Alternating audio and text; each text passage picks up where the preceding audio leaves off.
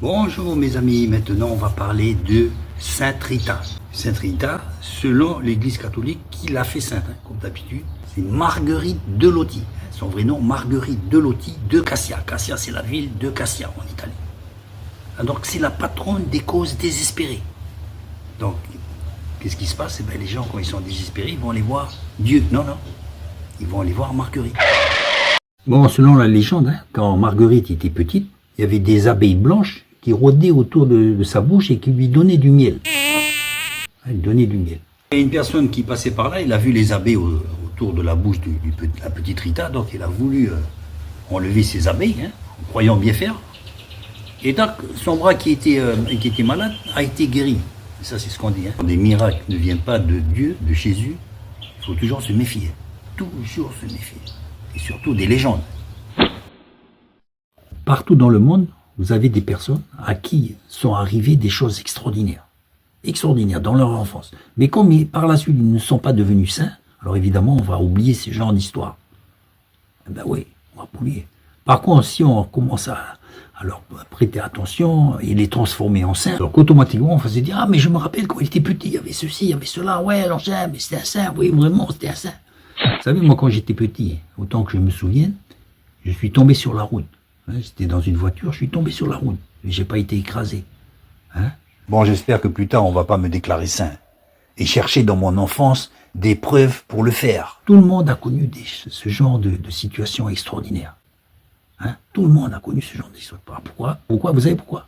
Parce que c'était pas mon heure. Voilà. Comme chacun de vous, vous êtes passé à travers les mailles du filet, parce que c'était pas votre heure. C'est tout simplement. Rendez-vous compte que les abeilles blanches qui donnaient du miel à Rita, que si Rita n'était pas devenue sainte, on n'aurait jamais entendu parler de cette histoire extraordinaire. Jamais. Ouais. Tandis que là, on sait qu'il y avait des abeilles blanches qui donnaient à manger du miel.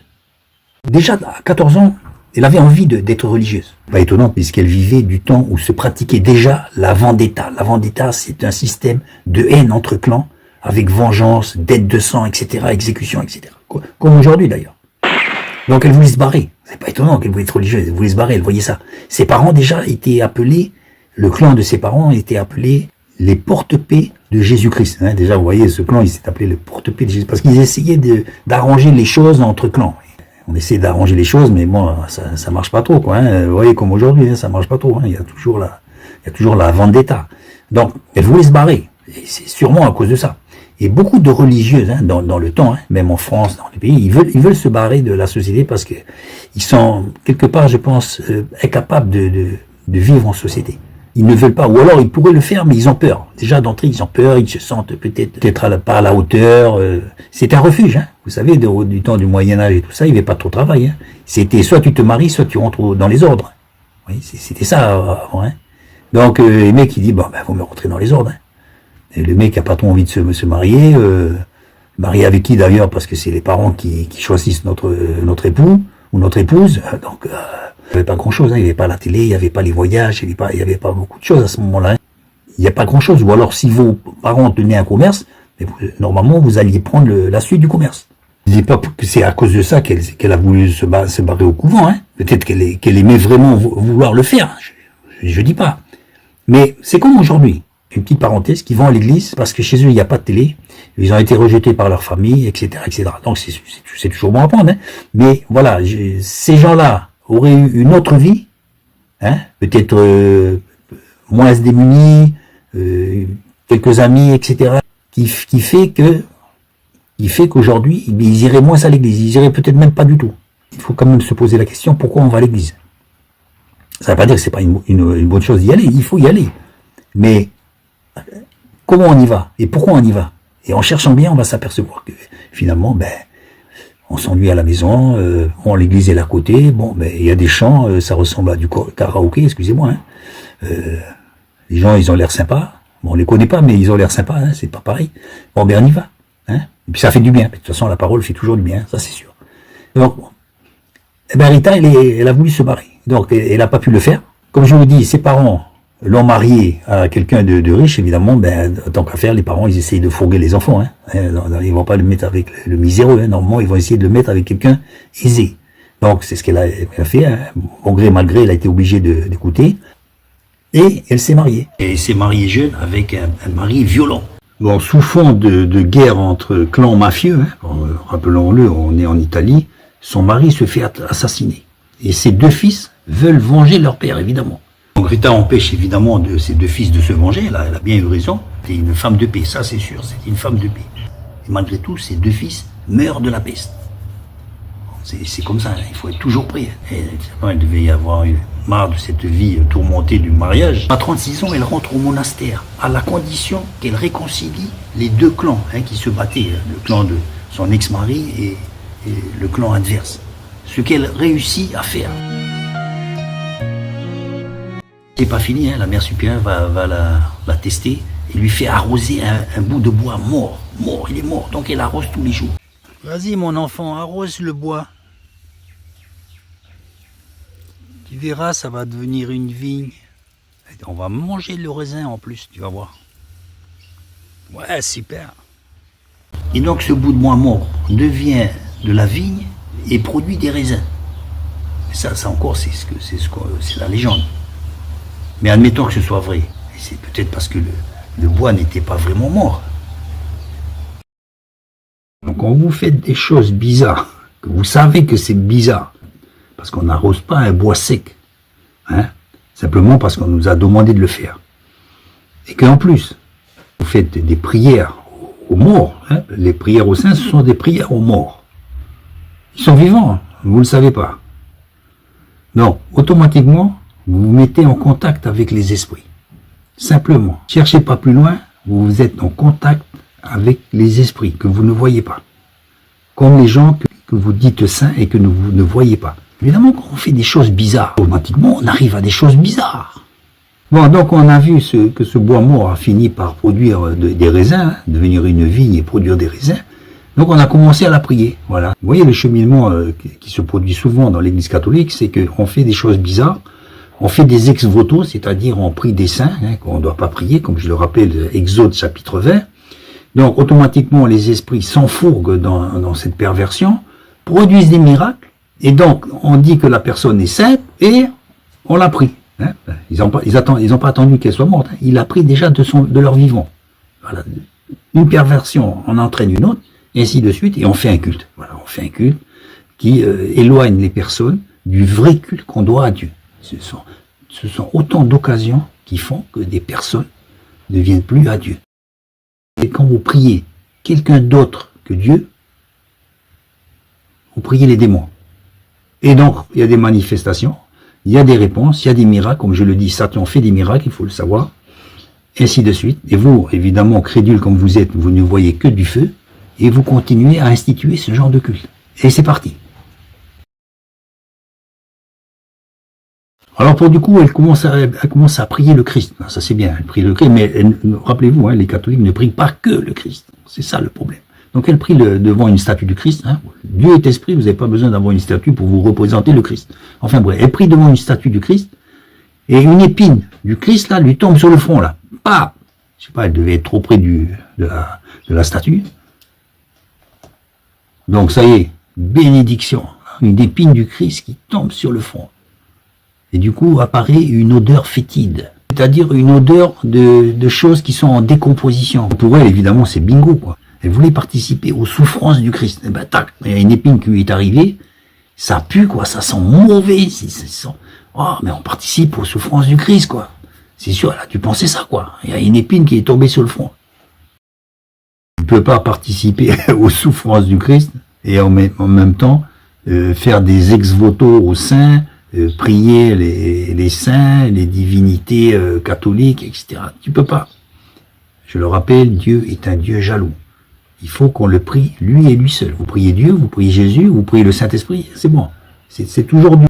Mais si vous commencez à prier Jésus, plus Marie, plus les saints Benoît, Hippolyte, Xavier, n'importe quoi, Benoît, là, c'est pas la peine. Vous participez pas aux souffrances du Christ, là, non. Vous faites un culte adultère. C'est de la prostitution spirituelle. Vous entendez bien? C'est de l'adultère spirituellement. On ne mélange pas Dieu, jamais de la vie. Et c'est pour ça que ce genre de manifestations se sont produites. Voilà. Automatiquement, il y a des choses qui vont arriver. Et comme je vous dis, le crédule, n'importe quel crédule qui est passé par là, il va dire « Oh, ça y est, c'est sûr, c'est un signe de Dieu, quoi, voilà, nanana. » Ils sont tombés dans le panneau, comme la majorité des gens, ils tombent dans le panneau.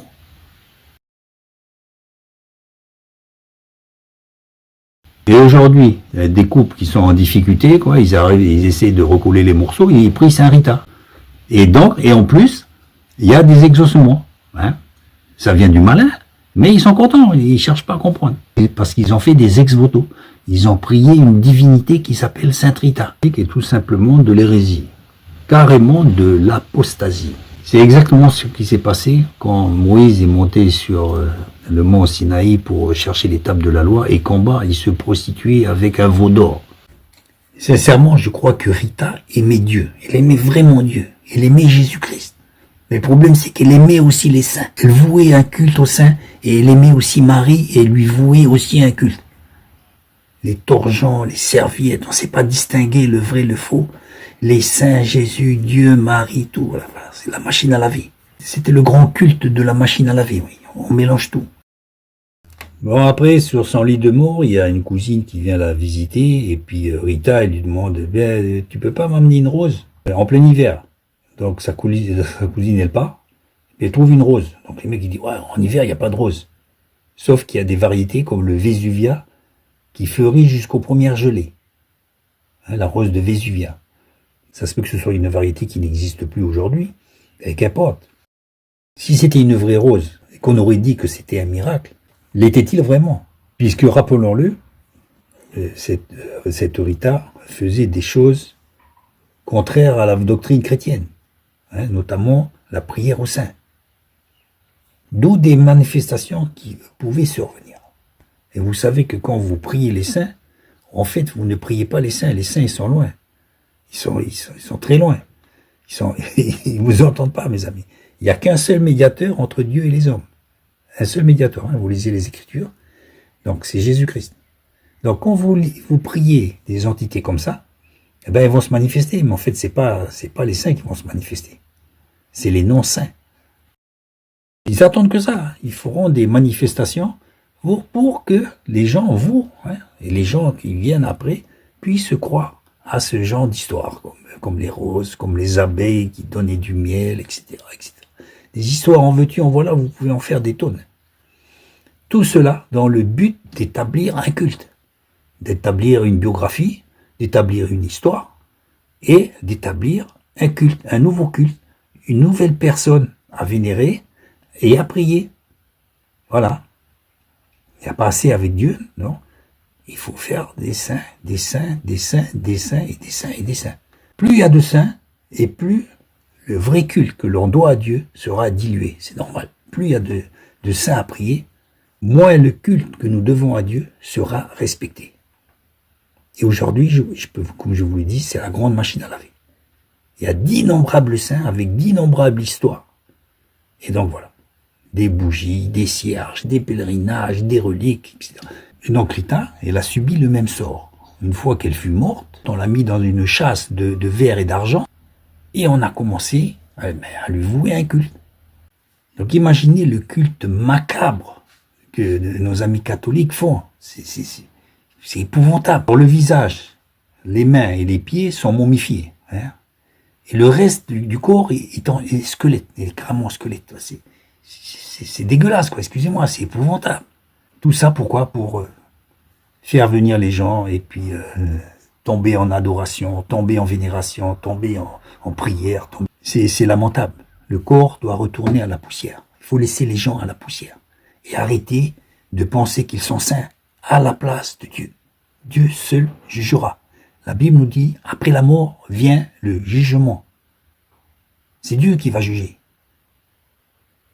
Après la mort vient le jugement. Et je peux vous le dire, que tous ces gens-là qui vénèrent les saints et font des prières à d'autres personnes que Dieu, n'iront pas auprès de Dieu. Je vous le dis carrément. Ils n'iront pas auprès de Dieu. Vous pouvez faire tous les cultes que vous voulez, être pieux de chez pieux. Vous n'entrerez pas dans le royaume de Dieu. Parce que vous faites un culte adultère. Désolé de vous le dire, c'est comme ça. C'est de l'adultère. Dieu est esprit et on l'adore en esprit et en vérité. Et on l'adore lui et lui seul. Point barre, c'est tout. Il n'y a que ça. C'est simple. La vie est simple. Quand vous voyez le culte catholique aujourd'hui, avec toutes ces pompes, ces cérémonies et tout, ça devient compliqué, ça devient obscène. Ça n'a rien à voir avec le vrai culte simple chrétien. Ça n'a rien à voir, strictement rien à voir. Et je vous demande à vous, qui êtes plus ou moins catholique, vous faites ce que vous voulez. Mais vous savez, il n'y a pas de paradis catholique ni de paradis protestant, ça n'existe pas. Soit vous serez sauvés, soit vous serez perdus. Il y aura même pas de purgatoire. Je le rappelle, le purgatoire est aussi un mensonge catholique. Très très dangereux d'ailleurs. Parce que les gens se reposent sur le purgatoire et ils ne le verront jamais. Le purgatoire est ici-bas sur la terre. C'est là qu'il faut se purger. Et il est temps encore aujourd'hui de se purger de toutes ces fausses doctrines catholiques, protestantes et de toutes les autres religions dites chrétiennes, qui en fait ne sont chrétiens que de nom. Uniquement de nom. Ce sont des religions échafaudées de toutes pièces. Qu'est-ce qu'il faut faire? Il faut revenir au Christ. Il faut revenir à la Bible. C'est tout, simplement. Vous n'avez pas besoin d'aller 10 ans à Jérusalem ou de faire des incessantes études bibliques. Vous avez la Bible, simplement, vous la lisez, vous priez, et vous ne priez que Dieu seul.